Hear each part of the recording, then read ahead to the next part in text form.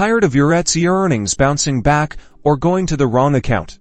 Let's get your payment deposit information updated using Plaid, ensuring those hard-earned dollars land safely in your bank account. First, head over to Etsy.com and sign in. Once you're logged in, click on the Shop Manager icon, usually located at the top right corner of the page. This takes you to your shop's control center. In the Shop Manager, find the Finances tab on the left-hand side menu and click on it. This section is where all the money magic happens. Within the Finances menu, select Payment Settings. This will bring you to the area where you manage how you get paid. Look for the Bank Details section.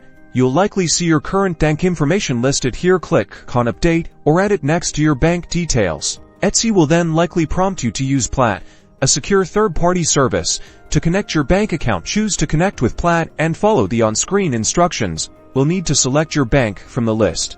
Then enter your online banking username and password. Plaid securely verifies your account information and links it to Etsy. Once the process is complete, confirm that your bank details are accurate. Etsy might ask you to confirm your update with a security code sent to your email or phone. Enter this code to finalize the changes, and that's it.